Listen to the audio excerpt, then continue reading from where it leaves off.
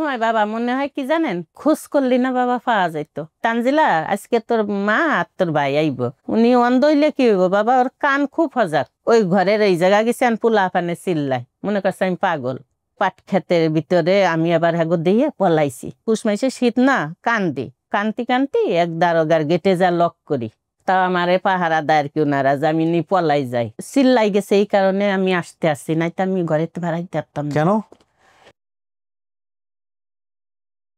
আসসালামু আলাইকুম প্রিয় দর্শক এবং শ্রোতা, আল্লাহ সর্ব অবস্থায় আমাদের সবার মঙ্গল করুন, সবসময়ের মতো সেই দোয়া এবং শুভকামনা জানিয়ে শুরু করছি। আপনারা ইতিমধ্যে জেনে গেছেন, আমরা অফিসিয়ালি অ্যানাউন্স করেছি যে 500 জন এরকম ভিকটিম যারা আপন ঠিকানায় এসেছিলেন বিগত 5 বছরে, তাদেরকে আমরা 500 জন এখন পর্যন্ত আমরা পরিবারে ফেরাতে সক্ষম হয়েছি। আপনারা নিশ্চয়ই জানেন, যারা একেবারে শুরু থেকে আছেন, আমার একটা প্রার্থনা ছিল সৃষ্টিকর্তার কাছে যে প্রথম যখন সফল হলো 1 জন 2 জন 3 জন, আমি চেয়েছিলাম আল্লাহ 10 জনকে করার সুযোগ দাও, যেন বলতে পারি যে না 10 জনকে এরকম ফিরিয়ে দিয়েছি। যখন 10টা হয়ে গেল তখন মনের কোনায় আশা ছিল যে আল্লাহ জীবন দশায় যদি 100 জনকে ফিরিয়ে দিতে পারি তাহলে আলহামদুলিল্লাহ, এর চেয়ে বড় সান্ত্বনা কি হতে পারে, এর চেয়ে বড় রহমত কি হতে পারে তোমার পক্ষ থেকে। কিন্তু সৃষ্টিকর্তা যখন কাউকে কোনো উপহার দেন তখন তিনি আসলে আপনার চিন্তার বাইরে দেবেন, এটাই স্বাভাবিক। তো আমাদের মনে হয় আপন ঠিকানা তো আমাদের সবার জন্য উপহার, তো সেই জায়গা থেকে উনি আমাদেরকে এত বড় একটা সংখ্যা সফল করার সুযোগ দিয়েছেন, তো সেই জন্য আলহামদুলিল্লাহ এবং আলহামদুলিল্লাহ আলহামদুলিল্লাহ এগেন। আমরা একটা স্ট্যাটাস দিয়েছিলাম ফেসবুকে, সেখানে কৃতজ্ঞতা জানিয়েছি আমাদের এই 5 বছরের সাথী যারা ছিলেন তাদের প্রতি। ভিডিও শেয়ার থেকে শুরু করে আমার টিম মেম্বার যারা আছেন, যারা অক্লান্ত পরিশ্রম করেছেন এবং যারা নিয়মিত দেখেন এবং আমাদের জন্য দোয়া করেন, তাদের সবার প্রতি কৃতজ্ঞতা। সবাইকে আল্লাহ মাফ করে দিক, এটাই হচ্ছে আজকের এই ভিডিওর মাধ্যমে চাওয়া। তো বেসিক ভিডিওতে আজকে কে আমার সঙ্গে আছেন তার কাছে যাওয়ার আগে বলবো, যদি এমন কেউ থেকে থাকেন যে পরিবার থেকে বিচ্যুত হয়েছেন ছোটবেলায়, পরিবারে ফেরার ইচ্ছা আছে, অল্প কিছু হলেও তথ্য মনে আছে, আমাদের সঙ্গে যোগাযোগ করবেন। ফোন নাম্বার হচ্ছে 09639887777। এছাড়া আমাদের যে মেইল অ্যাড্রেস আছে সেখানেও আপনারা মেইল করতে পারেন। আমাদের মেইল অ্যাড্রেস হচ্ছে sharemystory24@gmail.com। আপনার নাম কি? আমার নাম তানজিলা। তানজিলা কি বাবা মায়ের দেয়া নাম? বাবা মার দেয়া নাম। আচ্ছা, বয়স কত হতে পারে? আমি তো বলতে পারবো না। বলতে পারবেন না? না, বাবা মাই বলতে পারবো। আচ্ছা, আপনার বাবার নাম কি? বাবার নাম গফুর। মায়ের নাম? মায়ের নাম খোদেজা। খোদেজা। আপনার গ্রামের নাম? ছয়ঘরিয়া। ছয়ঘরিয়া মানে হচ্ছে 6 ঘড়িয়া। 6 ঘড়িয়া নামে কোনো গ্রাম আছে কিনা একটু দেখতে হবে। আপনার নানা বাড়ি বলেছেন যশোর বেনাপোল হতে পারে, তাই না? হ্যাঁ। আচ্ছা তানজিলা, কি হয়েছিল আমাকে একটু বলেন তো, মন খুলে বলেন। আমার আম্মা নানির বাড়ি যায় আমারে নিয়ে বেড়াইতে। আচ্ছা। নিয়ে যাওয়ার পরে আমি একদিন কি করি, আমার নানি ঘরে ছিল না, মাও ঘরে ছিল না। মা গেছিল তার ভাইয়ের কাছে, টাকা পাইব নাকি এটা আনার জন্য। যাই হোক, পরে আমি কি করি, আমার একটা হাফ প্যান্ট ছিল পরা আর ফরাক গায়ে ছিল। পরে আমি কোষে করে কয়টা চাউল নিছি, নানি দেখে নাই। কিন্তু নানি প্রয়োজনই সকালবেলা গেছে, যাওয়ার পরে আসছে, আসে দেয় আমি ঘরেতে পাও দিছি, এর মধ্যেই নানি দিয়ে ফেলছে। দিয়ে বলে কি, দাঁড়া তোর মার কাছে বলতেছি। পরে আমি কান্তি কান্তি বইতে চাউল ফালাই দিয়ে নানিকে বাজারে গেছি। বাজারে একটা হল আছে, ওইখানে বসে কান্দিছি। কিন্তু একটা লোক আসছে বাজার করতে, হিন্দু। উনি আসার পরে আমারে দেখে উনি, আমি কান্দিছি তো বসে ওইখানে হলের ওই সিঁড়িটার উপরে বসে কান্দি। কান্দার পরে উনি আমারে দেখছে, দেখার পরে নিয়ে গেল সাথে। নিয়ে যাওয়ার পরে একটা জামা একটা প্যান্ট কিনছে, কিনে উনি বাজার টাজার করে ওনার বাড়িতে নিয়ে যায়। খাল পার হইয়া রাস্তা, মেন রোডে তো বাজার। যাওয়ার পরে উনি আমারে গোসল টোসল, ওনার বউ আছে ওনার কাছে নিয়ে যাওয়ার পরে গোসল টোসল করাই আনছে। করাইয়া নতুন কাপড় পরে খাওয়া দাওয়া করার পরে আমারে যশোরে নিয়ে আসে বাসে করে। উনি নিয়ে চলে আসে? হ্যাঁ, উনি নিয়ে আসে বাড়িতে, মানে বাজার করতে আসছে আমারে দেখে উনি। ওনারে আপনি বলেন নাই যে এটা আমার বাড়ি? আমি কিছুই বলি না, আমারে নিয়ে গেছে, আমি তার সাথেই গেছি। হ্যাঁ, ওনারা তো হিন্দু, ছোট কাকড়া আছে না, এগুনি উঠাইছে খেতেরতে। উঠানোর পরে রান্না টান্না করছে, আমারে গোসল টোসল করাইয়া সুন্দর করে কাচুর, নতুন কাচুর পরাইয়া ওই লোকটা আর কি নিয়ে আসে যশোর। তার মাইয়ে জামাই থাকে ওইখানে, আরো হিন্দুরা আছে। যাই হোক, কোয়ার্টারে থাকে, সরকারি চাকরি করে। থাকার পরে 10-12 দিন রাখছে আর কি। আমাদের এই গ্রাম ছাইয়ে নিয়ে গেছে নানির বাড়ির বাজারে।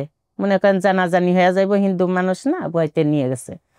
নিয়ে যাওয়ার পর 10-12 দিন রাখছে ওনার মাইয়ের বাসা, উনিও থাকছে, আমারেও রাখছে, উনিও থাকছে। কিন্তু ওই যে জল ভগবান বলে, আল্লাহরে বলে ভগবান, পানিরই বলে জল, আমি বলতে পারি না বাবা। না বলার কারণে আমার 10-12 দিন রাখছে পোষ মানানোর জন্য, কিন্তু আমি পারি না। পারি না, আমার ধর্ম হয়েছে মুসলমান, আমার তো হিন্দুর ধর্ম আসে না। যাই হোক, উনি আবার আমার কি করলো, সাথে করে নিয়ে যায় আর কি, তার বাড়িতেই নিক আর যে জায়গায় হোক নিয়ে যাইত। তার পোলাপান নেই, ওই একটা মাইয়ে বিয়ে দিছে তো, চাইছিল তার জাতে উঠাইতে, এই কারণে আমারে পাওয়ার পরে আমারে নিয়ে আসছে যশোরে, যাতে খোঁজ না হয়, খুঁজলে তো ধরা খেয়ে যাইব না, এই কারণে আর কি। যাই হোক, ওনার কাছটা আবার আমি বাবা হারাই যাই।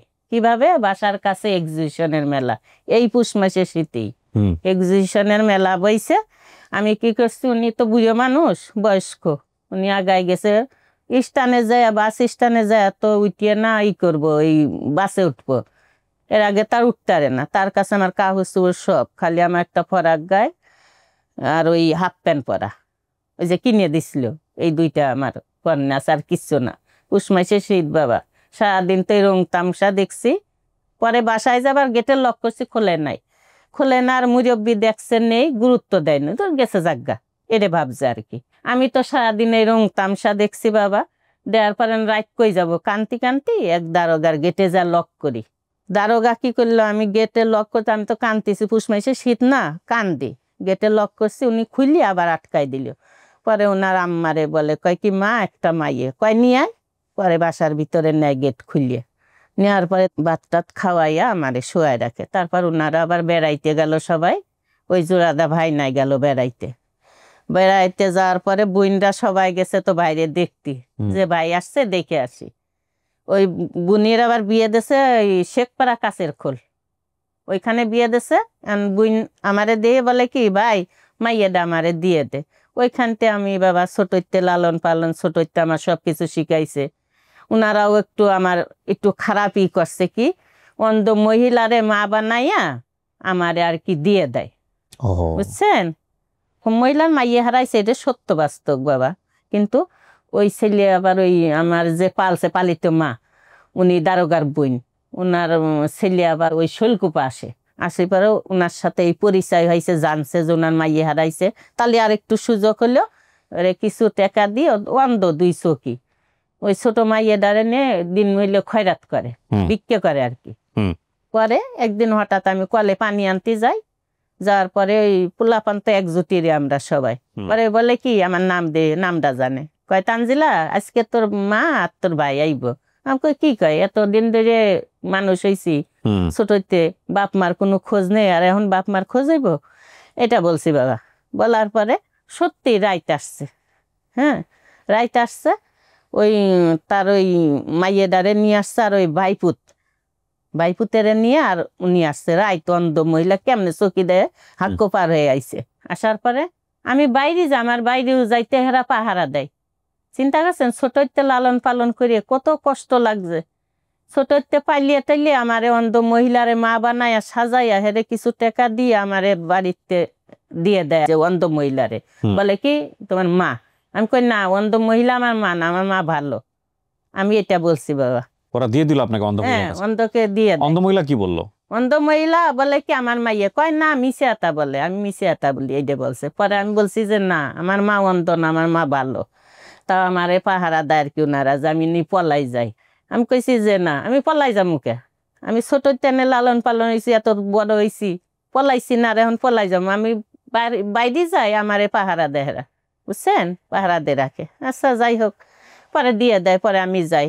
পরে ভাবতেছি ওই পূজা লাগছে তো, হিন্দুগো পূজা, তা আমি ভাবতেছি শুয়ে শুয়ে, উনি অন্ধ হইলে কি হইব বাবা, ওর কান খুব সজাগ। পরে আমি নিচে শুয়া, তে ভাবতেছি অন্ধ মহিলার কাছে থাকি আমি কি করবো, এটা ভাবতেছি। দিন হইলে মাইয়ের এনে ভিক্ষা করে, আমার তো সম্ভব না বাবা, আমি তখন ভালো মন্দ বুঝার বয়স হয়েছে।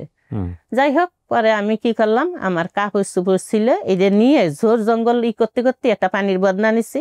রাইট দেখে না কিন্তু তারপরেও আমি এটা নিছি, নেওয়ার পরে আমি বদনা লাইটিয়ে আমার ওই কাপড়ের ব্যাগটা হাতে নিছি, নিয়ে এরকম যাইতে যাইতে ওই পূজার ঘরটা আছে, ওই ঘরের এই জায়গা গেছি। আমি পোলা পানে চিল্লাই, মনে করছে আমি পাগল। আমি বলছি যে আমি পাগল না, আমি ভালো। এরকম করতে করতে বাবা রাত পুয়াই গেছে সোজা। যাওয়ার পরে দুইজন ছেলে ওই পাট ক্ষেতের ভিতরে, আমি আবার হ্যাগো দিয়ে পলাইছি, যে মানুষ তো ভালো না এই ভয়তে। পরে ওনারা বলতেছে, বোন তুমি পলাইও না, কি হয়েছে তোমরা বলো, সবকিছু বলো আমার কাছে ভাঙিয়ে। পরে বলছি যে এই কথা। ওনারা আবার যে ওইখানতে জানিয়ে আসছে যে সত্য না মিছে। পরে বলে কি যে হের বাপ মাইসে হের মা আইসে তো নিয়েই গেছে। সত্য ঘটনাটা জানলো, জানার পর ওনারা আমার রাখতে চাইছে, আমি বা থাকছি না। আমি কইছি না। কিন্তু ঝিনাইদা মনে করেন আমি ওইখানে ছিলাম, ওই থানার ভিতরে আগে ছিলাম আর কি, কোয়ার্টারে ছিলাম, দারোগার কাছেই ছিলাম।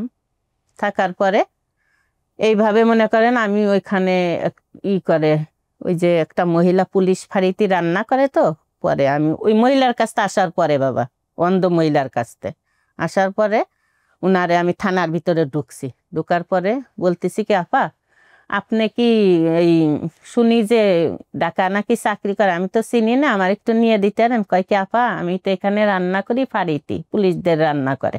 তো আমি কই তাহলে আপনার বাসায় আমার একটু নেন আপা। পরে বলছে কি আচ্ছা ঠিক আছে। পরে আমারে নিয়ে গেল, নিয়ে যাওয়ার পরে হের ভাই আসছে, তারপরে হয়েছে ভাই বউ আসছে, যাই হোক এরা আসছে। আসার পরে এর বাড়ি আবার হলদেনি, জিনেদা ছাইয়ে যাওয়া লাগে হলদেনি। পরে ওনারা আসছে, আসার পরে আমারে সাথে দেওয়ার পরে মালিবাগ আছে, মালিবাগ ওই জায়গা বাবা আমি চাকরি করি। চাকরি গার্মেন্টস? হ্যাঁ গার্মেন্টসে 200 টাকা 250 টাকা বেতন, তো ওই সময় কম কিন্তু টাকার দাম বাবা।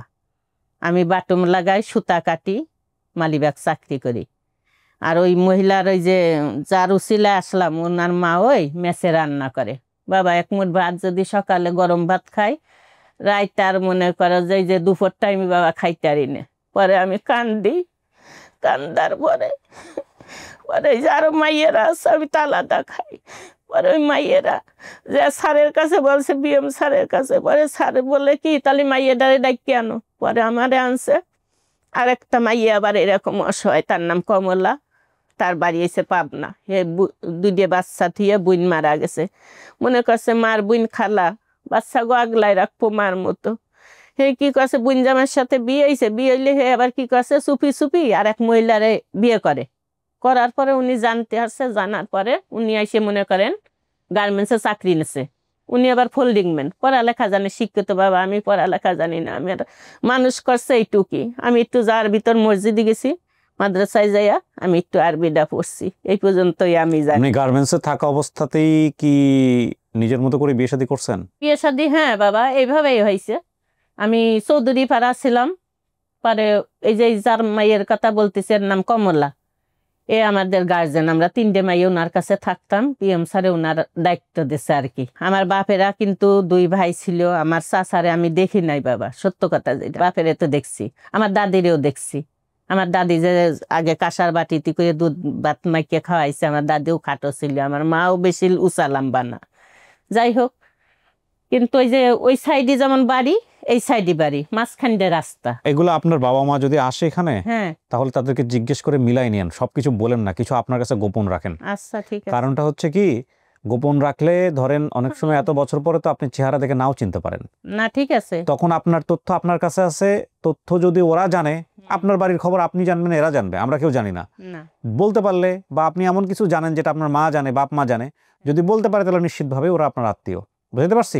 তো এরকম কিছু তথ্য আপনার কাছেই রাখেন। আপনার গ্রামের নাম ছয়ঘরিয়া, তো আমার টিম মেম্বাররা অনেক শক্তিশালী আলহামদুলিল্লাহ।